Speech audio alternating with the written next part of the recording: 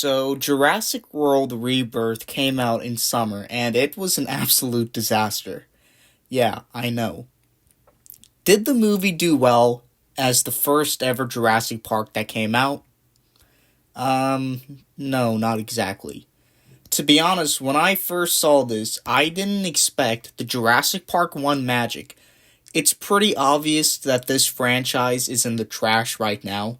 It's been like that for like the last couple of years. So what exactly did Jurassic World Rebirth do?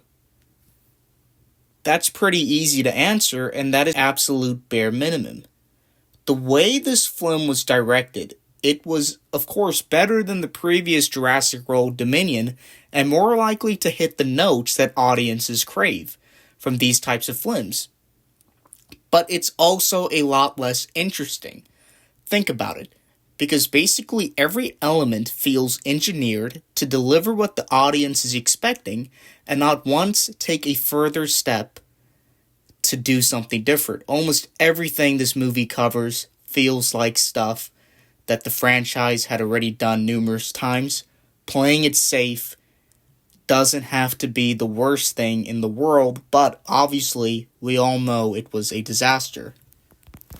But even in those confines, this could have been a lot more interesting, but we gotta start off with the characters, which are pretty mid. You've got your greedy mercenaries, and then you also have your dino-loving scientists, an evil businessman, and because this is a Jurassic movie, you got to throw in a family with a few kids as well. It's also generic, and by the numbers of this series, that is actually almost feels like a setup for the Jurassic Park video game, especially since they have a very video gamey mission, shooting 3 Pacific dinosaurs and then collecting their samples one by one. You add in all the very standard ruined lab and jungle settings, and it's actually hilarious because the movie just felt like a video game campaign. Either ways, everything goes exactly as you would expect. The meanest mercenary dies first. The evil businessman dies the worst way at the end. I mean, even if you haven't seen this movie, believe me, it is pretty predictable. And then you have Scarlett Johansson, who is just here to clock in a paycheck. I don't think she's terrible, but wow, what a dull, generic character to play. I mean, seriously, you have a conflict at the center of this movie, needing to make the right decision. Not just that, throw in the family that they decided to introduce for no reason, but honestly, the highlight for them is the T-Rex raft scene. The crazy thing is, this is probably the best scene throughout the entire movie, because it is the only creative thing they did for this movie. Like, the dad was swimming away from the T-Rex, trying not to get eaten. It's a fun action sequence that gives the franchise's true star real time to shine. And the funny thing is, the T-Rex puts the alien-looking mutant monster at the end to shame.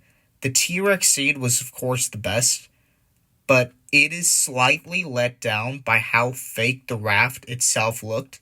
But when the T-Rex started swimming under the water, its entire body was underwater, and I'm pretty sure you laughed because of how faked it looked. There is another scene when the mercenaries wander up to some peaceful dinosaurs with really long tails and look on with surprise. It's obviously referencing to the first Jurassic Park scene where the characters were absolutely shocked to see a dinosaur for the first time.